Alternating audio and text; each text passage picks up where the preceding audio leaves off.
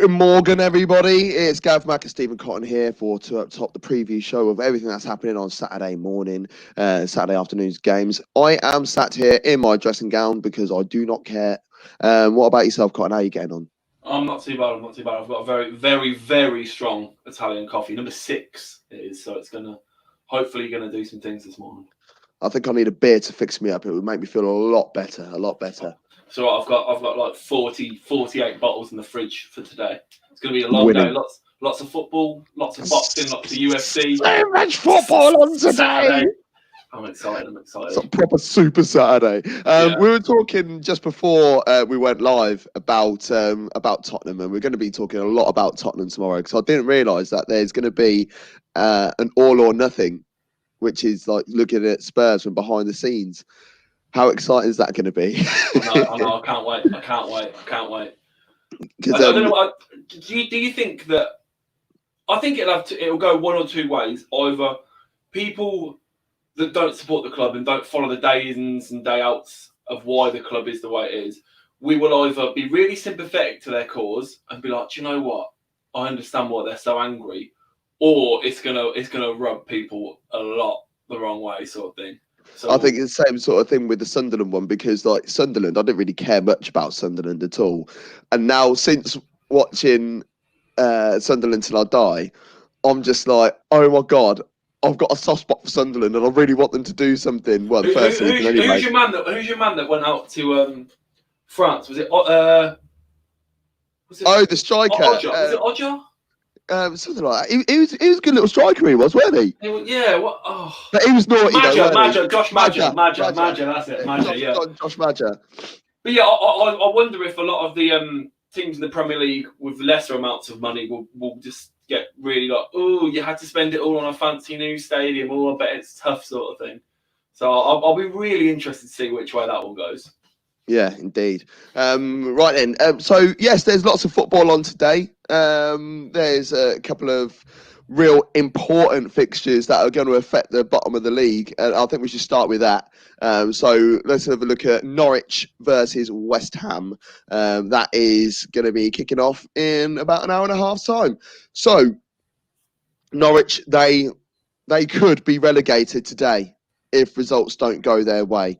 So that has to be some form of incentive for them to really attempt to do something special. But West Ham, they're in a relegation battle as well. So what's going on with this game? No, do you know what? Before I looked at any of the head-to-heads for this game, just on form and everything, I know we're only 5 games back into the restart or whatever, but I just assumed West Ham would have, even though they are in a bit of trouble. Norwich are just so poor at the minute. I just assumed West Ham would have won. But I'm looking at their head-to-heads, right? And Norwich are unbeaten in their previous 17 home league games against West Ham. Right. 8 of their last 13 league encounters have ended in draws. The away side has never won in 11 previous Premier League encounters between the sides. But then it does get a little bit sketchy where Norwich have won one of their past 11 league matches. Norwich, they've failed to score in a league high 16 games this season. Wow. They've scored 5 goals in 14 league matches in 2020. So if we're going on that, I'd say West Ham 1 or 2-0. Well, the other day, yeah, exactly. Yeah. Well, the other day they were saying this is when they rested Todd Cantwell and Timu Pukki. The lineup that they put out there, none of them have scored more than 1 Premier League goal this season. So if you're struggling for goals, why pick a side that doesn't bring any goals to your team? It's like you are bottom of the league for a reason, but you need to still find a way of hitting the back of the net. And I just don't understand what's gonna go on there. Stuart Allen's watching this show. Thanks for watching, Stuart. A 4-4 draw or a West Ham win then. Typical, isn't it? I'd happily say West Ham under 2.5. But going on the Norwich thing about the goals, we touched upon it last season, just as the promotion race in the Championship finished, and we touched on it again when the Premier League season started. We said that there's 2 ways teams like Norwich and Sheffield United can go. They both came up, and neither of them spent the money that Aston Villa spent. It either goes well, like Sheffield United have, and you've got a good core unit, and they play well together, or you look at Norwich and you think if they'd have strengthened, if they wouldn't have put the whole season just on Teemu Pukki's shoulders, if they'd have got a little bit of grit and determination in other positions in the pitch, do you think they would have gone down as easy as they would have done? Well, at the beginning of the season, we were thinking, hold on a minute, because the first game of the season, they got slapped by Liverpool, and it was 4-0 at half-time. But the second half, I know Liverpool came off the gas a little bit, but Norwich looked all right, and they got a couple of results, and there was times when they beat City. They were unlucky in certain situations. They did get absolutely tumped up by Aston Villa, didn't they? And when that happened, I was like, But they've also beaten Leicester this season, and look where Leicester are. But then how many games have they lost? And a lot that stat about goals scored is damning. That just shows you everything. Yeah. Obviously, Pukki came out of the traps firing, scored in his first few games, and everyone was thinking, oof. I remember even saying, do you remember when I said Man United 50 million in January, and that dropped off quicker than Norwich did. But yeah, I can only see West Ham and Souček scoring again. Yeah, I can see Souček getting involved. So yeah, I'm gonna go with a draw in this one, but I think that Norwich will be going down because I feel that Watford will be getting a result today against Newcastle. That's another game. That's also kicking off at 12:30. I think that's what I'll be watching. I think I'll be watching Watford Newcastle. It's gonna be a tough one to predict really because Watford. It seems like they're finding form just at the right time. They're going to get a couple of results to get them out of the mire. Newcastle, we don't know what Newcastle side is going to show up. They've been so inconsistent.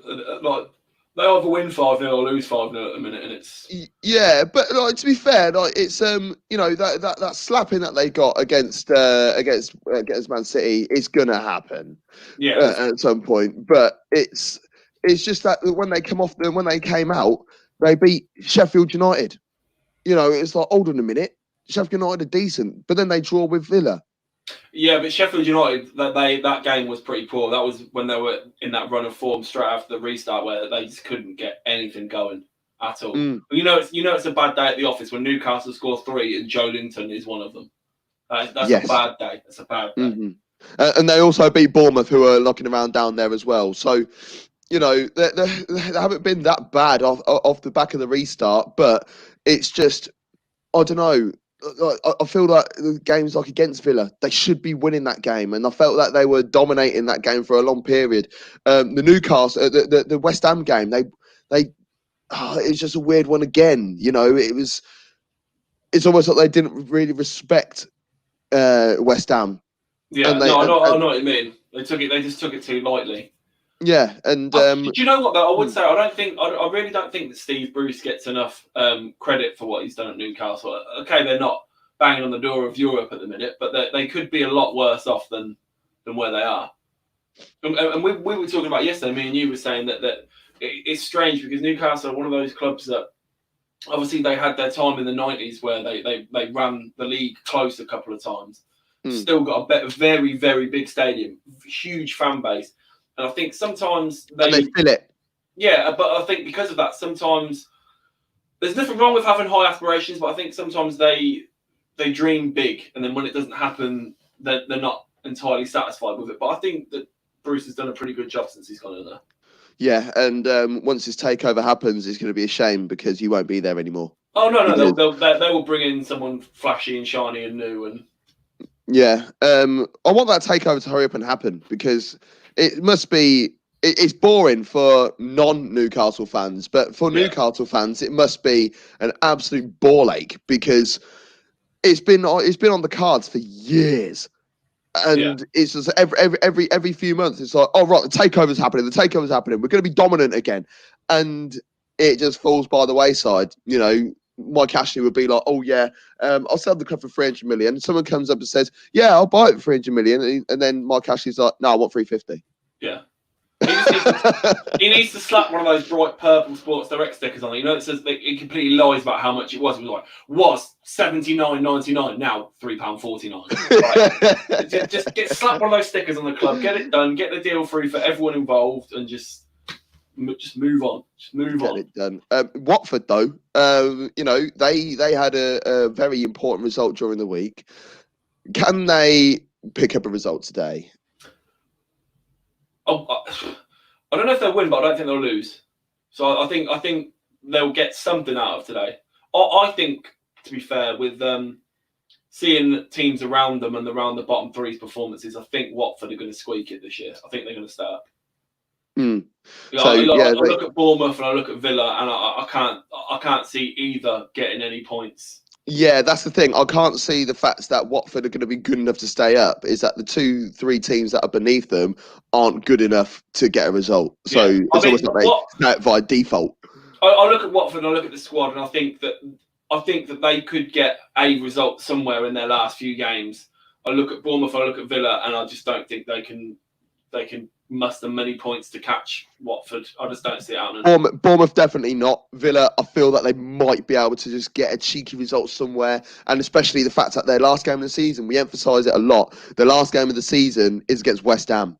Yeah, but for Watford to slip below Villa, Watford need to pretty much lose every game, and Villa need one or two results to go their way. So I can't see it happening. I think the bottom three now is what it will be last day of the season. Fair enough. One team that I think is safe is Brighton. They've got Man City at home today. Not a foregone conclusion, this game, really, is it?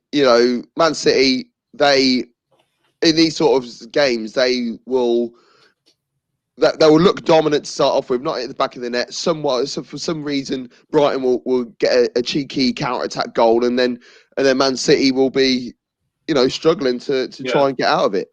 This is one of those games where City can't finish. They won't finish lower than second. They can't win the league. What have they got to show up for? What have they? And I'll tell you what, I would be willing to stick my neck out on the line, and even though it's Brighton and there's nothing to play for, watch him not start Foden. Yeah, I'd be quite annoyed if that happens. But why not? Like, it's the race is run for City. Get your players up there. Pep, I don't know why, is lauded for playing his youth, because Foden's minutes a lot of the time are 75 minutes. They're 4-0 up. Get him on. Yeah. But it's games like this. Why not start him? Why not give him?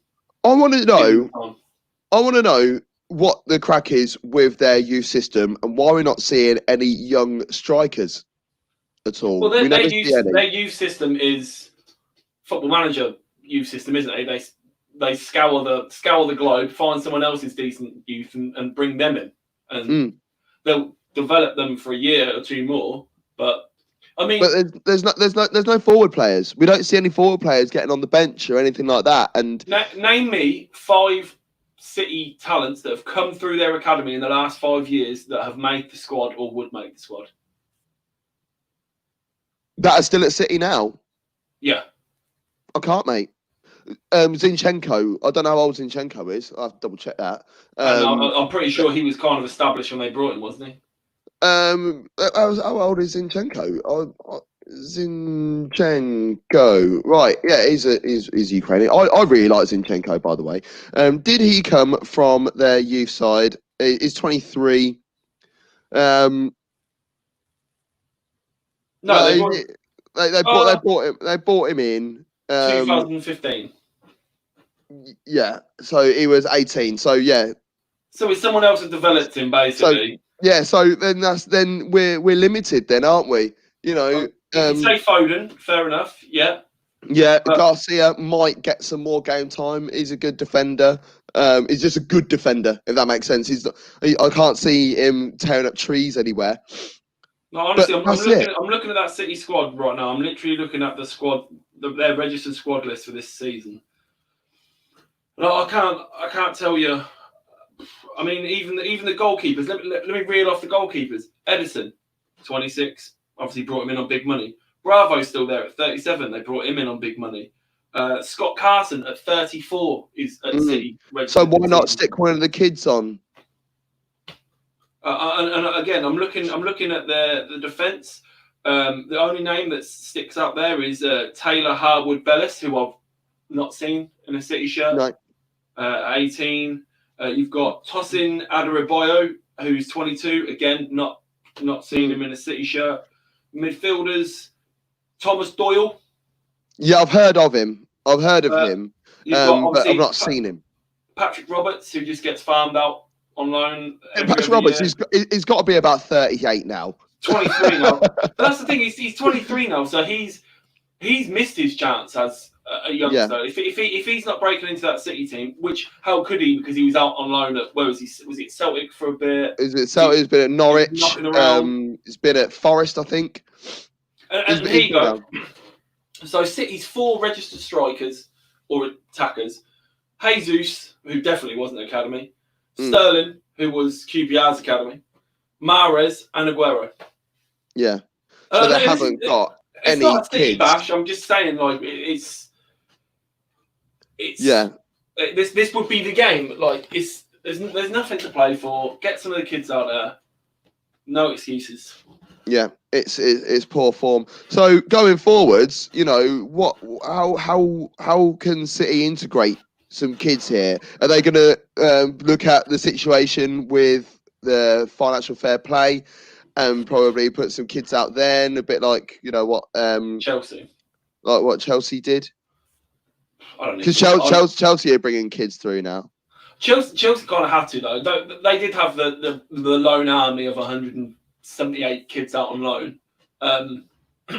Again, it always seems like I'm being bitter about things, but again, Frank this season, everyone was like, he's done such great things with the youth, and he's playing a lot of youth players. He had to. He had to. They had a transfer ban. The squad is pretty depleted at the minute. He had to play youngsters. Yeah, so, but at least Chelsea had them in the academy, and they have been farming talent. But at City, honestly, like we were talking about Barcelona the other day, when this squad starts getting older, which they are, unless they go in another spending spree and start buying middle-aged talent or the younger brackets of 23, 24 of middle-aged talent, then I don't see how they're going to press on. Yeah, very true. Right then, let's move on. Just before we move on, Stu put another comment there, because as we know, on Monday we'll have the decision as to what's going on with Manchester City. The decision will be made yet, and expect them to be exonerated. So we'll see what happens with that, and we'll as soon as we get the news, we'll be that would be really, really, really, really poor form from UEFA if they buckle under that. Yeah, very true. That sets the precedent of literally do what you want, which that precedent's been set by PSG and a couple of clubs in the last few years anyway. So, we mentioned Chelsea's youth side. I imagine there'll be a couple of kids knocking around in this game. Sheffield United versus Chelsea. Now, early on this season, Sheffield United picked up a point against Chelsea at Stamford Bridge in the league, and I think that was the first moment when we were like, hold on a minute, what's going on with Sheffield United here? Because I think everyone just expected Sheffield United to go down there, get a nice pasting, and if that happened, I think the Sheffield United players and not the fans would have been more, it's Chelsea. Yeah. But that result there, I think, shaped their whole season.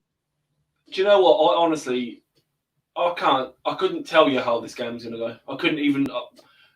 It could be a Chelsea pasting, or Sheffield United could shut up shop, play really tight defensively like they're known to do, and just grind it out. But I wouldn't want to gamble on it, shall I say? So we're leaving this one. I think I might go on cards and corners in this game, to be honest.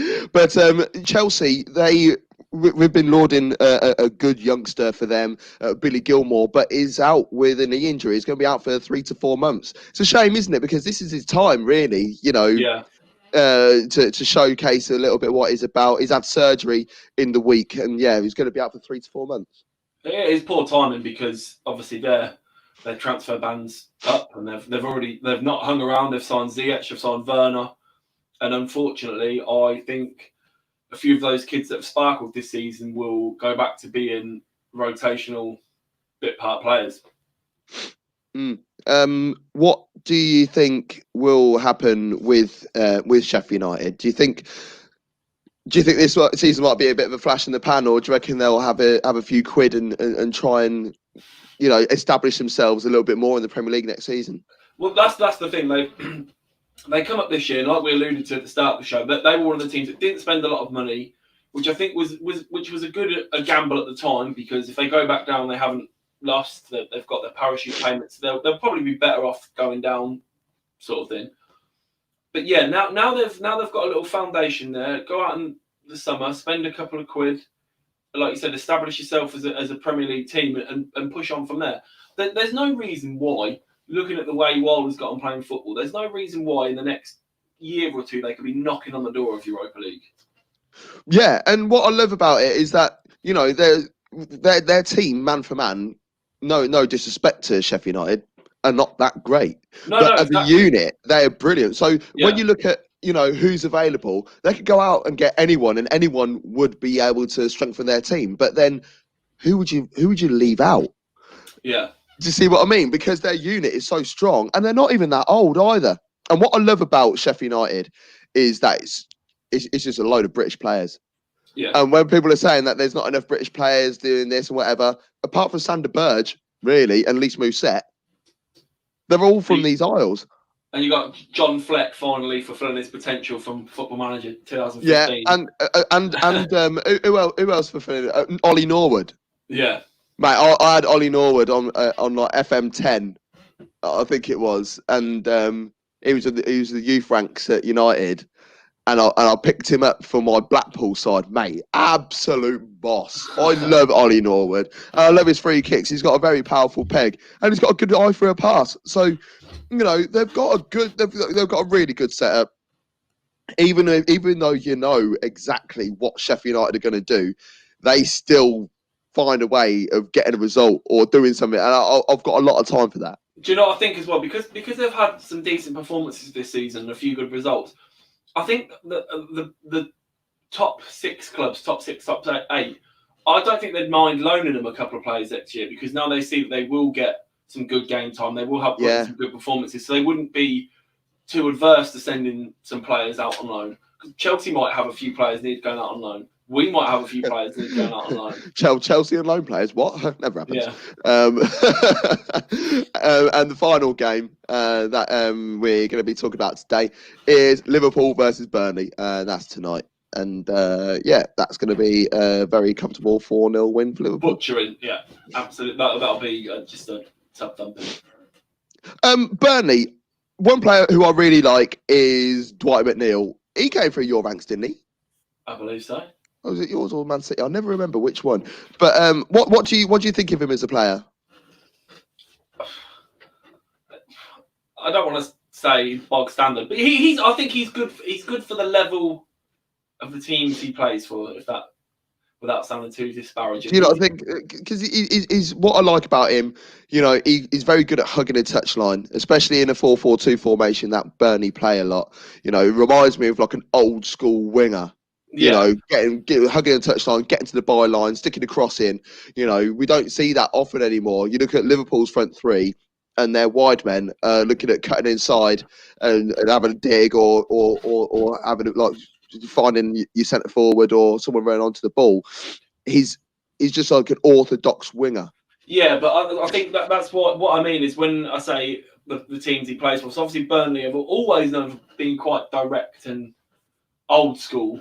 I couldn't see him, like you said, running the wing at Liverpool or running the wing at United or Arsenal. I couldn't see him doing that. I think he's a bit too expansive for him. I think he's good, don't get me wrong, but I think he's comfortably at his level. Fair enough. So we're saying a slapping, aren't we? Yeah. As I mentioned before, I didn't mention before on this show actually, but if you look underneath, you subscribe to our YouTube channel at Top Football on all social media. And tomorrow we've got a big day, so check this out.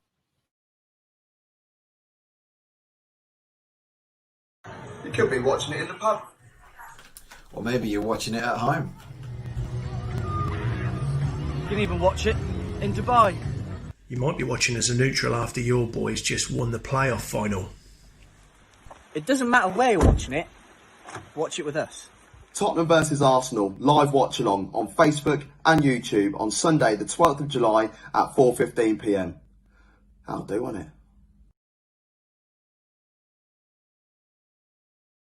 And girls, it's the watch along for Arsenal Tottenham tomorrow. I was very confident all week that Arsenal were going to get a very strong result against Spurs, and now coming up to just over 24 hours before the game, and I'm bricking it. I was saying to Alex yesterday in the car that it's always very easy to be pessimistic going into these sort of games. Like you think of the worst and hope for the best, sort of thing. Seeing Spurs in the last few weeks, do you really think it's going to be too much of a trouble? No, and that's the issue. I think what Arsenal are going to do is be a little bit complacent. I'm really hoping that Arteta has a bit of brain power and just doesn't allow that to happen. I don't want to see Guendouzi back tomorrow. I don't want to see Özil anywhere near the side. I need to see Arsenal have that. Look, Danny Ceballos has been a revelation since the lockdown, and I want to see Danny Ceballos and Xhaka running midfield as they have done in pretty much every game that those two have started since lockdown together. They've looked after and protected midfield very well. So that's what I want to be seeing tomorrow. I can't believe I'm going to say this about an Arsenal team, but I honestly think the key to the game tomorrow is the defence, because you saw how Tottenham were kept at bay the other day. Yeah. No shots on target. I think Harry Kane didn't have a touch in the box, did he? If you keep them quiet, I think with your players, the attacking players at the minute, like Saka, Aubameyang, Lacazette at the minute, and then you look at how Pepe, the pace of Pepe, and you look at how disjointed the Tottenham back four is at the minute. As long as you can keep them out, I don't think you'll have a problem causing them trouble at all. I think the issue with Arsenal a lot, and it's happened on many occasions since Arteta's taken over, and this isn't a dig at Arteta, it's more of a case of when Arsenal score a goal, they find it hard to score a second. Yeah. And that needs to change. And I remember on New Year's Day, I went down to the Emirates and I watched Arsenal versus United, and I felt that Arsenal dominated that game, but at 1-0, I was panicking. As soon as Arsenal went 2-0 up, I was cool. I didn't have any worry whatsoever. The Chelsea game, where we absolutely dominated that game, 1-0 up. Couldn't find that second goal. And as soon I knew as soon as they got an equaliser that they were going and win that game. Sheffield United dominated that game. I was there for that as well. 1-0 up. Comfortable, one each. It's Arsenal need to make sure they score a second goal tomorrow. That's what I'm sort of getting at. Yeah. And if they score a second goal, it could be 3 or 4. I reckon they'll feel that comfortable. But if they don't score a second goal, the Spurs will come back and they will win. I'm fully expecting some Mourinho pantomime antics tomorrow. There'll be something. He'll shush the crowd, or he'll give it something. I could just feel it. What's the joy? The joy of this one is the fact that there's no direct relationship with Mourinho and anyone at Arsenal this time. Whereas before it was like, Arsene Wenger's never beaten Mourinho or that sort of stuff. Is well, Wenger's not there anymore. This is fresh. So it would be. I'm very intrigued to see what Arteta does. I see Arsenal keeping the same shape. I don't see any reason to change that. The 3 at the back, wing backs, 2 in midfield, 3 at top. I can see that staying, and I can see that staying going forwards as well, because Arsenal look way more comfortable with the back 3. David Luiz, what a turnaround he's had. He's really good in the back 3. Imagine that. He is good in the back 3. Yeah, like that. But the problem is when you have a back 4 and you have the 2 centre backs of Mustafi or David Luiz, like, which one of them is looking at the other and thinking, right, I need you to lead this game. I need you to be my rock, sort of thing. Because it ain't Mustafi, I'll tell you that. And he's been good. It's been good since the restart as well. It's so weird. Like, looking at all his players that have been hating. No, he's not a leader. But I can see someone like Xhaka getting the captain's armband again, because is had an absolute turnaround. Maybe it was Emery's fault for his poor form. We started to see the Mönchengladbach version of Xhaka, and that's all I've ever wanted to see.